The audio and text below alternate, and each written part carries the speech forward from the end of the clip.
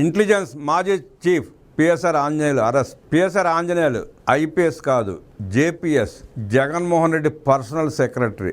ఆది నుంచి ఈయన ఐపీఎస్గా నియామకం జరిగిన రోజు నుంచి అంతా వివాదాస్పదమే. ఏ కార్యక్రమం చేసినా వివాదాస్పదమే. వాటిలో మచ్చటికి ఒకటి, ఇప్పుడు ఎవరైతే గన్నవరం మిల్క్ బాయ్ ఉన్నాడో వల్లభనేని వంశీ, నాడు ఈయన మీద తీవ్రమైన ఆరోపణలు చేశాడు. హనీ ట్రాప్ కేసు కూడా చాలా రోజులు నడిచింది. ఇద్దరి మధ్యలో గొడవలు కూడా చాలా రోజులు నడిచినాయి.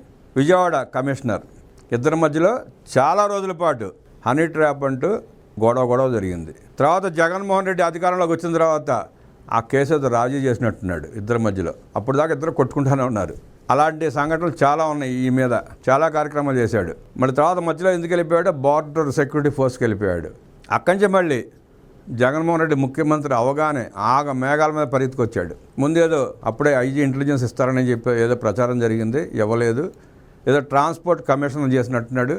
మళ్ళీ జగన్మోహన్ రెడ్డి ఏమనుకున్నాడు ఏంటో తీసుకొచ్చి ఇంటెలిజెన్స్ అప్ చెప్పాడు. ముందు కొన్నాళ్ళు ఒక ఐపీఎస్ని అడ్డం పెట్టుకున్నాడు. ఇంటెలిజెన్స్లో ఇష్టం వచ్చినట్టు వాడుకున్నాడు. ఆయన మీద తీవ్రమైన ఆరోపణలు వస్తాయంటే పక్కన పెట్టి ఈయన తీసుకొచ్చి మళ్ళీ ఇంటెలిజెన్స్ అప్ చెప్పాడు. ఇక అక్కడి నుంచి తన విశ్వరూపం చూపించాడు. జత్వానీ కేసు, ముంబై సినీ నటి జత్వానీ కేసు తెలిసింది అందరికీ. అలాగే రఘురామకృష్ణరాజు గారి మీద కేసు, ఆయన మీద దాడి, స్టేషన్లో కొట్టించిన తీరు, ఆయన్ని కూడా విశ్వ ప్రయత్నం చేశాడని చెప్పి కూడా ప్రచారం జరిగింది. ఇలాగే అనేక ఆరోపణలు. చంద్రబాబు నాయుడు గారి అరెస్ట్ వెనక ఉన్నది కూడా పిఎస్ఆర్ ఆంజనేయులే అని కూడా ప్రచారం జరిగింది. అనేక కేసులు, అనేక మంది అరెస్టులు. అంత దుర్మార్గంగా వ్యవహరించాడు ఆయన. ఇలాంటి వ్యక్తిని అరెస్ట్ చేస్తే అంబటి రాంబాబు లాంటి వాళ్ళు రంకులేస్తున్నారు. శుద్ధపోసను అరెస్ట్ చేస్తారా అని. జత్వానీని అరెస్ట్ చేసి తీసుకొచ్చి విజయవాడలో ప్రపంచానికి తెలియకుండా సుమారుగా 45 రోజుల పాటు నిర్బంధించి, బంధించి, బెదిరించి రాక్షసుల్లా ప్రవర్తించాడు. ఆ కేసులో తోటి ఐపీఎస్ ఆఫీసర్లే 164 స్టేట్మెంట్ ఇచ్చారు. ఉండవేలు ప్యాలెస్లో కూర్చుని సహజంగా జగన్మోహన్ రెడ్డికి ఇంటి దగ్గర సెక్యూరిటీ ఆఫీసర్లు కూర్చుంటారు బయట హాల్లో. కాకపోతే బయట సెక్యూరిటీ వాళ్ళు ఉండేవాళ్ళు, హాల్లో సెక్యూరిటీగా ఈయన ఉండి ఆయన ఏం చెప్తే అది చేసినట్టు వాళ్ళే చెప్పారు ఐపీఎస్ ఆఫీసర్లు. 164 స్టేట్మెంట్లు ఇచ్చారు మేజిస్ట్రేట్కి. ఇంకెక్కడికి పోతాడు ఈయన? చేయాల్సిన పాపాలన్నీ చేశాడు. అన్ని తప్పుడు పనులే. ఆఖరి నిన్ను అరెస్ట్ చేశారు. దీని మీద కూడా అంబటి రాంబాబు లబో దిబో అని కన్నీరు పెట్టుకుంటున్నాడు. ఐపీఎస్ ఆఫీసర్ని అరెస్ట్ చేయడం ఏంటి? ఐపీఎస్లు అంతా తిరగబడాలి, పోలీసులు అంతా ప్రశ్నించాలంటాడు. ఎందుకు ప్రశ్నిస్తారు? ఎందుకు తిరగబడతారు? తప్పుడు పని చేసే వాళ్ళని సపోర్ట్ చేస్తే వాళ్ళు మంచివాళ్ళు అయిపోతారా? అంబటి రాంబాబు కొంచెం మాట్లాడేటప్పుడు వివేకంతో మాట్లాడు. ఇవాళ్ళకి సజ్జల పంపించే స్క్రిప్ట్ మాట్లాడితే నేను చూసి ఇప్పుడే నవ్వుకుంటున్నారు. యూట్యూబ్ అంతా నువ్వే నిండిపోయావు. నేను బఫోన్ చేసి ఆడుకుంటున్నారు. ఆ సంగతి మీకు తెలియట్లే. ఇంకా తప్పు చేశాడు కాబట్టి 164 స్టేట్మెంట్లు తోటి ఐపీఎస్ ఆఫీసర్లు ఇచ్చారు కాబట్టి అరెస్ట్ చేశారు. రేపు ఆ స్టేట్మెంట్ బయటకు వస్తే నీ తలగా తీసుకెళ్ళి ఎక్కడ పెట్టుకుంటావు అంబటి రాంబాబు గారు అని అడుగుతున్నారు ప్రజలు. ఇక రోజారెడ్డి ఏం మాట్లాడుతుందో ఆవిడకే తెలియదు. దర్శనం టికెట్లు అమ్ముకున్న కేసులు ఇంకా బయటికి రాలేదని చెప్పి రావు అనుకుంటుంది ఆవిడ. ఒకటి అన్ని మెల్లిగా వస్తాయి. అన్ని విచారణలు జరుగుతాయి. రోజారెడ్డి గారు రెచ్చిపోయి మాట్లాడబాకండి, భంగపడిపోతారు. మీరెంత నటించే ప్రయత్నం చేసే స్క్రిప్ట్ చదివినా నవ్వుకుంటా జబర్దస్తి షో బాగుంటుంది, కానీ ప్రజా జీవితంలో బాగోదు. స్క్రిప్ట్లు చదువుతున్న ఊరుకోరు ప్రజలు. వాస్తవాలు మాట్లాడకుండా ఈ తప్పుడు పనులని సమర్థించుకోవడానికి ఏదో మాట్లాడుతామని భ్రమలో బతుకుతున్నారు మీరు. భ్రమల నుంచి బయటికి రండి. ఇక ఈయన అంత దుర్మార్గుడు ఎన్ని దుర్మార్గ పనులు చేశాడు చూద్దాం. వైసీపీ హయాంలో జగన్ నమ్ముకుని చట్ట వ్యతిరేక పనులు చేసిన మరో ఐపీఎస్ అధికారి అరెస్ట్ అయ్యాడు.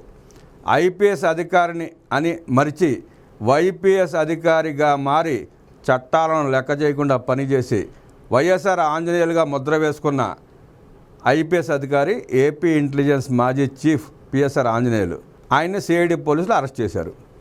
నాడు జగన్ రెడ్డి ఆదేశాలతో ముంబై నటి కాదంబరి జత్వానీని వేధించిన కేసులో ఆయనను హైదరాబాద్లో ఏపీ సిఐడి అధికారులు మంగళవారం ఉదయం అరెస్ట్ చేసి విజయవాడ తరలించారు. ఆయనను విజయవాడలోని సిఐడి రీజనల్ కార్యాలయానికి ఆంజనేయులను తరలించి 7 గంటల పాటు సిఐడి అధికారులు విచారించారు.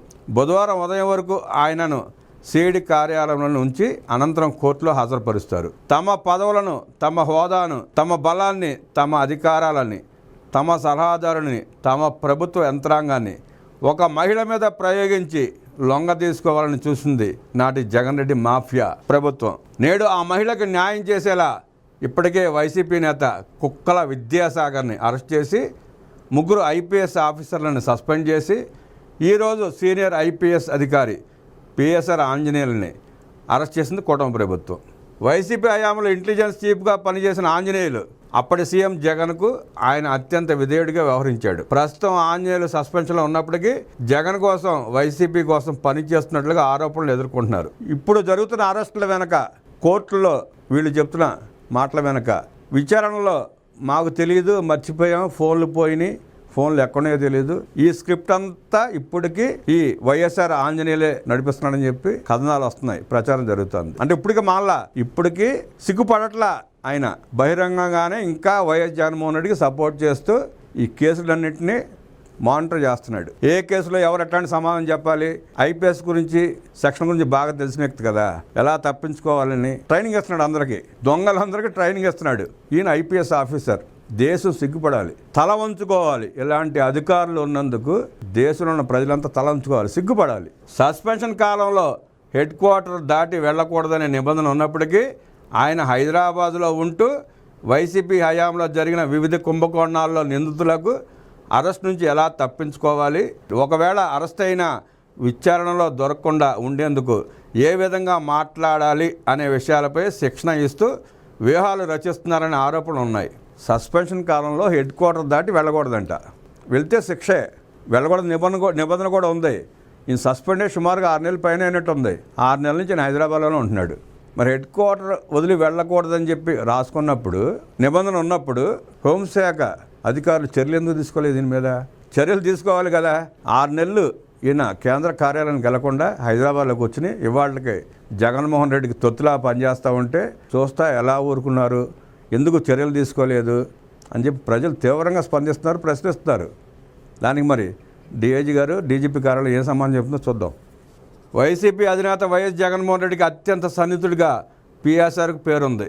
ఈ కారణంగానే జగన్ సీఎంగా పదవీ బాధ్యతలు చేపట్టిన వెంటనే ఫోకల్ పోస్టులోకి వచ్చిన పిఎస్ఆర్ అనతి కాలంలోనే ఇంటెలిజెన్స్ చీఫ్గా ఛాన్స్ కొట్టేశారన్న ఆరోపణలు లేకపోలేదు.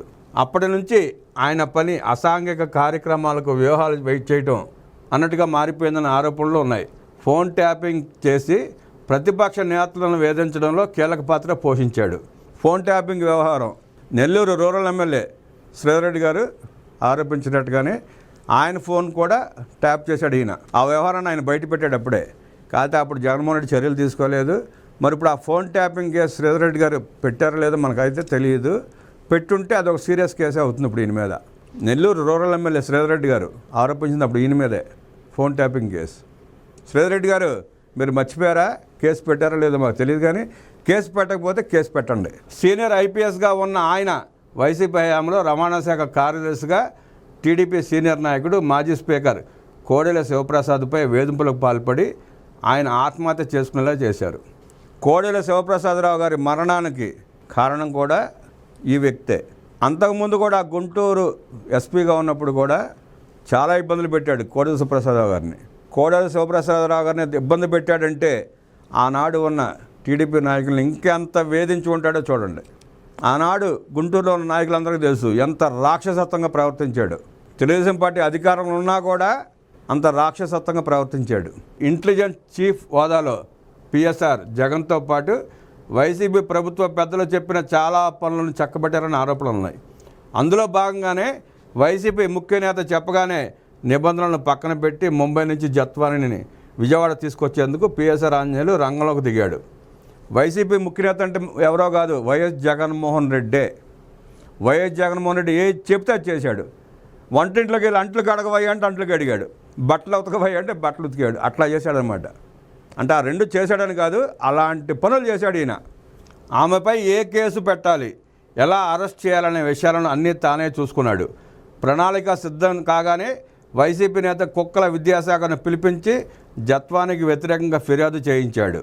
తన ఆస్తిపై ఆమె తప్పుడు ఒప్పంద పత్రాలను సృష్టించి ఇతరులకు విక్రయించినట్లు ఇబ్రహీంపట్నంలో విద్యాసాగర్ ఫిర్యాదు చేశాడు. ఆ తప్పుడు ఫిర్యాదు ఆధారంగా జత్వాని ఆమె తల్లిదండ్రులను పోలీసు అరెస్ట్ చేశారు.